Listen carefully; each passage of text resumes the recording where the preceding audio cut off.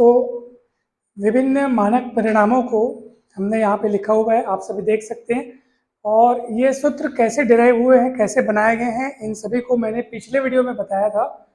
तो वो वीडियो अगर आपने नहीं देखा है तो पहले उस वीडियो को आप जरूर देखिएगा, क्योंकि उसमें जैसे अपन यहाँ पे लिखा है पहला सूत्र, यदि y बराबर ax प्लस बी की घात में कितना लिखा है -1, ठीक है।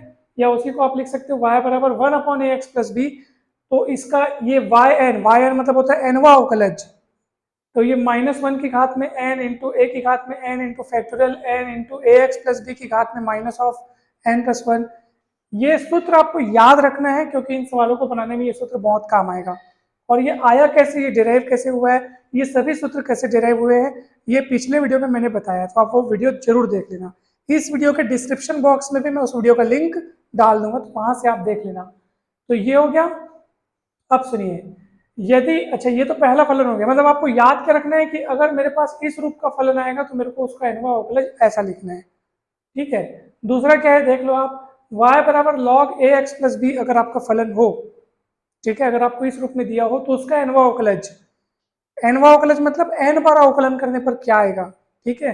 क्या आएगा, -1 की घात में n-1 गुणित a की घात n factorial n-1 into ax plus B की घात में -n, ठीक है। चलिए, अगर आपके पास e की घात ax हो, y बराबर e की घात ax हो, तो उसका nवा अवकलज आएगा a की घात n e की घात ax, ठीक है। सूत्र याद रखना है, ठीक। यदि आपके पास y बराबर साइन ax प्लस बी हो तो nवा अवकलन होगा a की घात n sine ax plus B plus n π/2, ठीक है। तो ये वाला सूत्र भी याद रखना।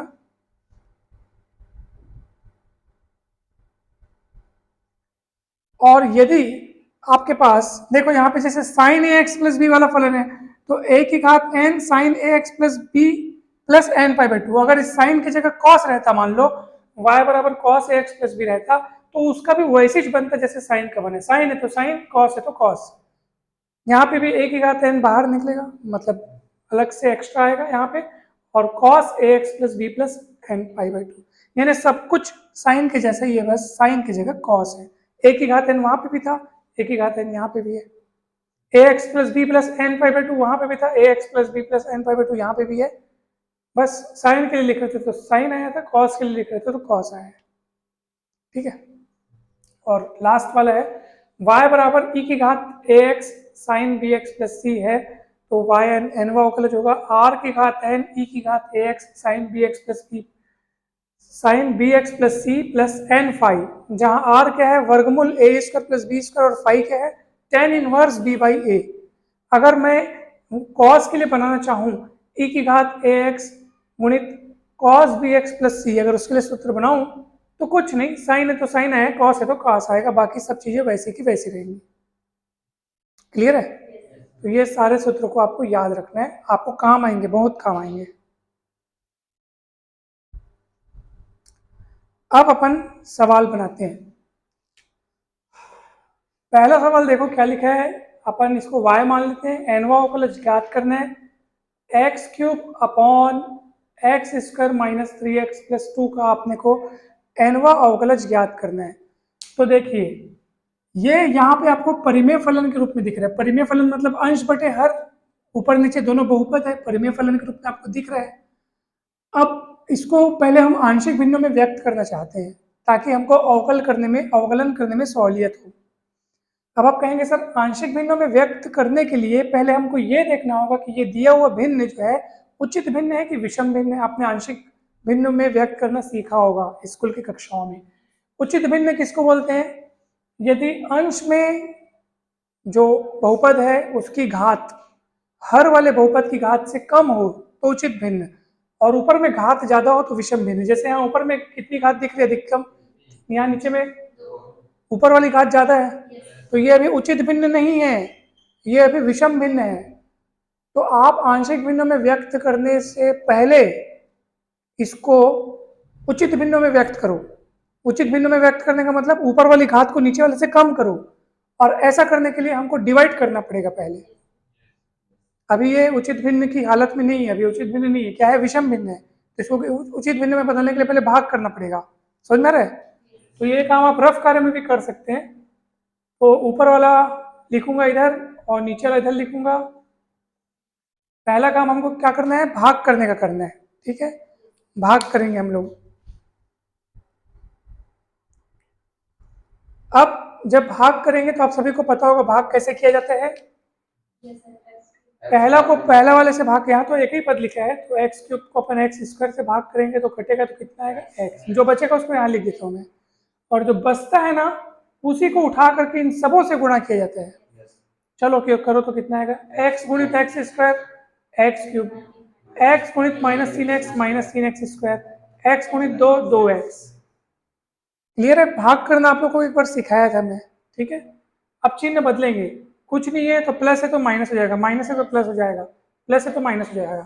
फिर से एक बार सीख लो, इसको अपन पहले वाले से भाग किए तो x cube upon x square, कटेगा तो सिंगल एक्स बचेगा, जो बचता है ना उसको इन सबों से क्या करते हैं, गुणा करते हैं। गुणा करने के बाद यहाँ लिखते जाते हैं, लिखते जाने के बाद घटाना होता है, घटाने के लिए चिन्ह बदलना होता है, इसलिए मैंने चिन्ह बदल दिया। अब एक्स क्यूब में से एक्स क्यूब घटेगा तो कट जाएगा, ये 3x स्क्वायर बचा है और -2x बचा है। क्लियर है, फिर वही काम करेंगे, इसका पहला पद उठाएंगे और इसका पहला पद उठाएंगे और रफ कार्य में भाग करेंगे। 3x स्क्वायर के बटे में क्या आएगा, एक्स स्क्वायर, कटेगा, बचेगा कितना 3, जो बचता है उसको चिन्ह सहित +3 बचा है तो +3 यहाँ लिखेंगे। उसके बाद जो बचा है ना उसको फिर से इन सबों से गुणा करके इसके नीचे उतारते हैं। तो चलिए कीजिए वैसे ही, 3 गुणित एक्स स्क्वायर 3x स्क्वायर, 3 गुणित 3x -9x, 3 दूनी कितना हो जाएगा 6, घटाना है चिन्ह बदलना पड़ेगा, प्लस है तो माइनस, माइनस है तो प्लस, प्लस है तो माइनस, 3x स्क्वायर फिर कट जाएगा, -2x और यहाँ पे क्या है +9x, तो बचेगा आपके पास 7x -6। समझ में आया कि नहीं? आप बोलोगे सर ऐसे तो हम लोग कितना भाग करते जाएंगे सर, तो ध्यान से सुनिए, भाग करने का सिलसिला आपको तब तक जारी रखना है जब तक यहाँ पर, अब आपको जो शेषफल दिखाई दे रहा है यहाँ पे x की अधिकतम घात कितनी है 1, और आप जिससे भाग दे रहे थे वो घात कितनी है 2, मतलब घात कम हो चुकी है, तो भाग करने का काम खत्म कर देना है। जिससे मैं एक बार भाग किया तो यहाँ पे घात कितनी थी 2, और जिससे भाग दे रहे हैं इस पूरे से अपन क्या कर रहे हैं, भाग दे रहे हैं, उसकी भी घात कितनी है 2, तो भाग करने का सिलसिला खत्म नहीं किया और भाग किए। कब तक भाग करना, जब तक आपके पास जो बहुपद यहाँ प्राप्त हो, जो शेषफल के रूप में प्राप्त हो, उसकी घात जिससे भाग दे रहे हैं उससे कम ना हो जाए। किससे भाग दे रहे हैं, इससे भाग दे रहे हैं, इसकी घात कितनी है, उससे कम ना हो जाए। नहीं समझ में आया क्या, आया? हाँ, ध्यान से सुनना एकदम। अब जब ये काम हो चुका है तो अब आगे का काम कैसा होगा, तो हम इसको कैसे लिख सकते हैं, ध्यान से सुनो, ध्यान से सुनो, कैसे लिख सकते हैं। ये जो आपके पास भागफल आया है तो वो भागफल होगा, ठीक है, ये भागफल होगा, प्लस शेषफल बटे भाजक, ये क्रम आप याद रखना ऐसे, यानी पहले ये लिखाएगा, क्योंकि ये वो चीज है जिसको भाग देने की प्रक्रिया में रोक दिया गया, ठीक है। देखो ना, ये शुरुआत में शुरुआत में भाज्य कौन था हमारे पास, एक्स क्यूब था, वही चेंज होते अभी इतना दिख रहा है, तो ये ऊपर रहेगा, और जिससे भाग दे रहे वही तो नीचे रहेगा, जिसे भाग दे रहे ना वो सदैव अभी भी नीचे ही है। तो इस रूप में अपन उसको लिखते हैं, पहले ये भाग मतलब भागफल, शेषफल और बटे भाजक। क्लियर है?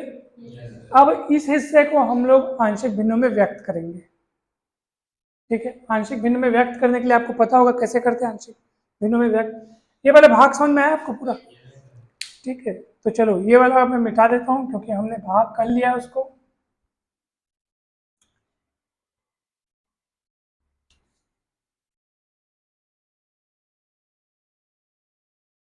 अब सुनिए ध्यान से मेरी बात, मैं इसको दे देता हूँ इक्वेशन नंबर 1। कहानी अभी आगे बढ़ेगी लेकिन पहले एक काम होगा, मतलब मैं एनवा अवकलन अभी तुरंत नहीं करूंगा, पहले तो मेरे को इसको आंशिक भिन्नों में व्यक्त करना पड़ेगा, इसलिए इसको यहीं रोक देता हूँ।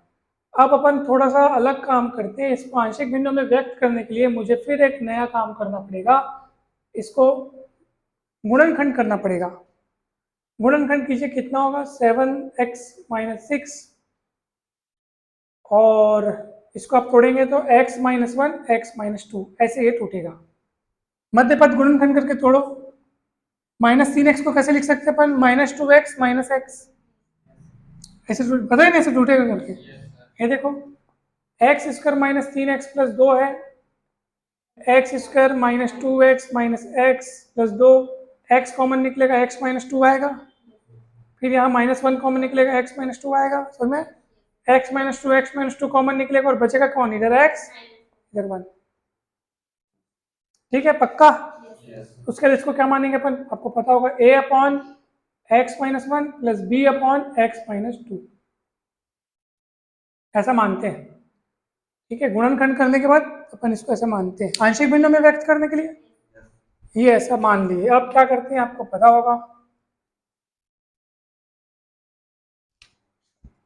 अब न चलो मैं इसको लिखता हूँ 7x minus 6 x minus 1 x minus 2, LCM निकालो क्या होगा? एलसीएम निकालेंगे तो x माइनस 1 एक्स माइनस 2 आएगा, ये उधर भागेगा वो उधर भागेगा, समझ में आया नहीं भाई? जब इसको इससे डिवाइड करोगे तो x माइनस 1 एक्स माइनस 1 कटेगा, x माइनस 2 बचेगा, वो ऊपर वाले से गुणा होगा, इस तरीके से होगा। ठीक, ये नीचे नीचे कट जाएगा तो क्या बचेगा आपके पास? 7x minus 6 is equals to a into X minus 2 plus b into X minus 1। Equation number 2 दे देते हैं। अब आपको इक्वेशन 1 और 2 को सॉल्व, मतलब इक्वेशन 2 की मदद से पहले आपको a और b निकालना पड़ेगा। a और b कैसे निकाले? तो पहले एक काम करते हैं, a का गुणांक को 0 कर देते हैं तो b का मान निकल जाएगा, और फिर b के गुणांक को 0 करेंगे तो a का मान निकलेगा। कैसे निकलेगा ध्यान से देखो, क्योंकि ये एक सर्व समीकरण है इसलिए x के समस्त मानों के लिए संतुष्ट है। x माइनस 2 को 0 रख दो तो क्या निकलेगा बताओ? x बराबर 2। ठीक है, a का जो गुणांक है ना x माइनस 2, उसको अपन क्या कर रहे हैं? 0 के बराबर रख रहे हैं। क्यों रख रहे हैं? क्योंकि इससे अब ये वाला पद नष्ट हो जाएगा और b का मान निकल आएगा। तो x माइनस 2 को 0 के बराबर रखोगे तो x का मान 2 निकलेगा, और x का मान 2 को वहां रखो। 7 x का मान 2 रखे माइनस 6, ये खत्म हो गया पूरा। क्या बचेगा आपके पास? b बचेगा, और यहाँ x की जगह 2 रखोगे तो 2 माइनस 1।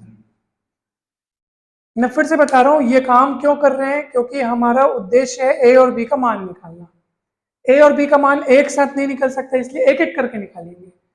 तो किसी एक के मान को निकालने के लिए दूसरे को पहले वहां से गायब करना होगा, इसलिए मैंने दिमाग लगाया x माइनस 2 को 0 रखा ताकि a उड़ जाए। तो a जब उड़ जाएगा, देखो ना, x माइनस 2 को 0 रखा तो ये पद पूरा नष्ट हो गया। x माइनस 2 को 0 रखे तो 0 गुणित a मतलब खत्म, और x माइनस 2 बराबर 0 रखने से x का मान निकल के आ गया 2, जिसको अपन यहाँ पे रख दिए। क्लियर है? और यहाँ पे भी x की जगह 2 रखे तो यहाँ से क्या होगा? b का मान निकलेगा। कैसे निकलेगा देखो, 7 दूनी 14, 14 में 6 गया 8, और यही b का मान आ गया, क्योंकि वहां 2 माइनस 1 मतलब 1, b इंटू 1 मतलब b का मान आ गया कि नहीं आ गया बताओ? अब a का मान निकालने के लिए क्या करेंगे बताओ भला? b का गुणांक 0 रखेंगे। b का गुणांक क्या है? तो अब x माइनस 1 को 0 के बराबर रखो भला, कितना होता है? x बराबर 1 होगा ना। अब x बराबर 1 रखो जहां जहां दिख रहा है। ठीक है, समीकरण 2 में देखो 7 इंटू 1 माइनस 6 और a 1 माइनस 2 प्लस b खत्म हो गया, ये खत्म हो जाएगा ना उस समय, इसको आप 0 रख चुके हो तो ये वाला पद पूरा खत्म हो जाएगा। समझ में आ रहा है कि नहीं यार बताओ? x माइनस 1 को 0 रखें तो ये नष्ट पूरा। 7 में 6 गया 1, ये कितना हुआ? Minus 3a। एक क्या चीज? अच्छा, x का मान प्लस 1 है, ओके, तो माइनस a है ना भाई? 1 माइनस 2 मतलब माइनस a, तो a का मान आ गया माइनस 1। क्लियर है? अब a का और b का जो मान है उसको आप रखो समीकरण नंबर, इसको 2 दिए हैं, इसको 2 दो, हाँ इसको 2 दो, इसको 3 दो, तो समीकरण 2 में पहले आप a और b का मान रखोगे तो इसका जो टूटा हुआ रूप है वो दिखेगा, फिर इसको हटा करके उसकी जगह ये फिट करेंगे। तो चलो मैं डायरेक्ट फिट कर देता हूं समीकरण 1 से। देखो अब सीधा समीकरण 1 से देखो क्या देखने लगेगा, आप ध्यान से बताओ। y बराबर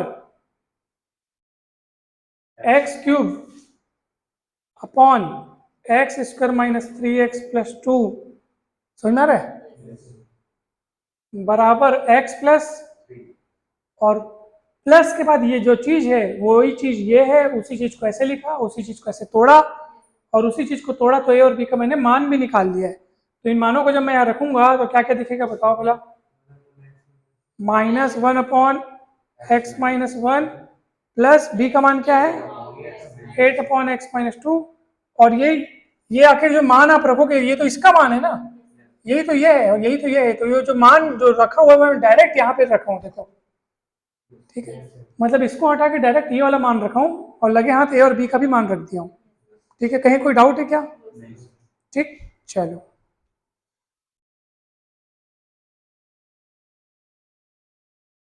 अब देखो, अब ये आपका इतना आ चुका है ना, अब आप इसके दोनों पक्षों में nवां अवकलन कर सकते हो, ठीक है। चलिए करते हैं अब nवां अवकलन। दोनों ओर nवां अवकलन करने पर या nवां अवकलज लेने पर या n बार अवकलन करने पर, ठीक है। चलो मैं यहाँ लिखता हूँ, ये नीचे थोड़ा दिक्कत हो जाएगा, यहाँ लिखता हूँ कितना हो जाएगा y का nवां अवकलज yn, ठीक है, yn। यहाँ पे चलो सब nवां अवकलन को कई कई तरीकों से अपन व्यक्त कर सकते हैं ना, याद रखियो। ये x के लिए nवां अवकलन ऐसे लिखो आप, ये देखो ये dn x का nवां अवकलज, हर एक का nवां अवकलज लिखेंगे, 3 का nवां अवकलज तो dn ऑफ 3 यानी 3 का nवां अवकलज, फिर इसका nवां अवकलज होगा माइनस करके dn of 1 upon x minus 1, समझ में आ रहा है नहीं आ रहा है? फिर इसका होगा प्लस 8 बाहर निकल जाएगा, कांस्टेंट है इसलिए ये ऐसा, क्लियर है? अब देखो x का एक बार अवकलन करोगे तो कितना होगा 1, 1 का दोबारा करोगे तो 0 तो ये तो निपट गया, 3 तो कांस्टेंट ऐसे ही खत्म हो गया, बचेगा ये 1 अपॉन एक्स माइनस 1, वो देखो ये फॉर्मूला लगेगा, आप देखो इसको तुलना करो 1 अपॉन एक्स प्लस बी और 1 अपॉन एक्स माइनस 1, तो ए की जगह कितना दिख रहा है यहाँ पे 1 दिख रहा है, और बी की जगह कितना दिख रहा है -1 दिख रहा है, दिख रहा है? इसको इससे कंपेयर करके देखो और मुझे बताओ ए और बी की जगह कौन कौन दिख रहे हैं? एक्स का गुणांक को ए बोल रहे हैं, यहाँ पे एक्स का गुणांक कौन है 1 है, तो 1 ए की जगह दिख रहा है, और फिर साथ में जो है वो बी है, तो बी की जगह -1 दिख रहा है। तो अब सूत्र में भी वही काम करो, जब इसका nवें अवकलज का सूत्र ये होता है तो इसके लिए nवां अवकलज का सूत्र क्या होना चाहिए बताओ भला, -1 की घात में n, a की घात में n, a की घात में n मतलब 1 की घात में n मतलब 1, छोड़ो उसको नहीं लिखते, इंटू फैक्टोरियल n, समझ में आ रहा है? फिर कौन है ax प्लस b की घात में माइनस ऑफ n प्लस 1, तो ax प्लस b की जगह क्या दिख रहा है x माइनस 1, तो x माइनस 1 की घात में माइनस n प्लस 1, उसको नीचे उतार के प्लस घात बना दो, है n प्लस 1, भाई ये ऊपर में घात माइनस में है ना, इसी को आप नीचे बटे करके लिखते तो ये n प्लस 1 बस आता, माइनस यूनिट है तो ये आ गया, क्लियर है कि नहीं है? 8, इसका बताओ कितना होगा, सेम टू सेम -1 की घात में n factorial n x minus 2 की घात में n प्लस 1, आपका आंसर आ गया। अपने को nवां अवकलज ही ज्ञात करना था, पता है आपको? Correct, yes.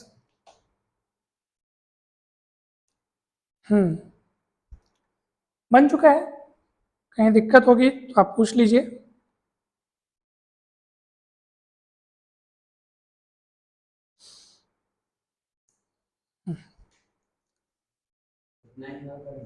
हाँ उतना ही हल करो, कॉमन ओमन भी निकाल सकते हो जो चाहो, फैक्टोरियल को आप कॉमन निकाल सकते हो, -1 की घात n कॉमन निकल रहा है तो उसको भी आप कॉमन निकाल दो, फिर इसको पहले लिख के उसको बाद में लिख देना, ठीक है। तो रूप बदल के आप लिख सकते हो, कोई भी दिक्कत नहीं है, आंसर सब सही है।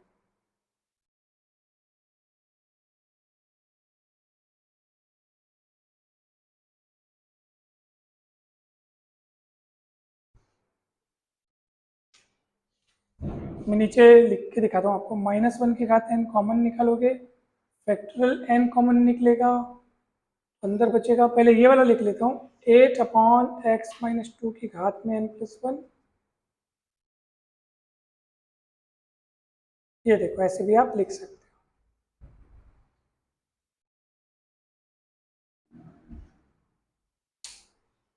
हो, ठीक।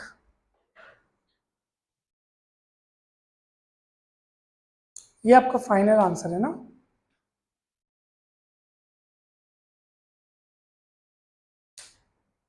कहीं कोई डाउट है तो पूछ लीजिए। दूसरा सवाल बना के दिखाएंगे, देखो दूसरे सवाल को पहले आप गुणनखंड करोगे तो 1 अपॉन एक्स स्क्वायर माइनस ए स्क्वायर लिखा है, तो गुणनखंड करोगे तो क्या होगा बताओ भला, x प्लस ए एक्स माइनस ए, फिर आंशिक भिन्न में बदलने के लिए कैसे तोड़ोगे? देखो ऐसे, ये देखो इतने में, देखो इतने में आप इसको पहले ऐसे तोड़ोगे 1/x प्लस ए इंटू एक्स माइनस ए, ठीक है। फिर आप इसको आंशिक भिन्न में तोड़ने के लिए मानोगे a/x प्लस ए और प्लस b/x माइनस ए। फिर इसको लेके जैसे कहानी मैंने आगे बढ़ाई, ऐसे आप इन दोनों को लेके कहानी आगे बढ़ाओ, ए और बी का मान ज्ञात करो, आंशिक भिन्न में व्यक्त करो, तब दोनों पक्षों में nवां अवकलन करो। तो ये बना के दिखाओ, चलो आप लोग अभी। फिर इसको भी बनाना सेम टू सेम, इसमें भी आप आंशिक भिन्न में व्यक्त करने के लिए पहले आप a/, क्या मानोगे, x माइनस 1 प्लस b/, क्या मानोगे, x माइनस 2, फिर हो जाएगा।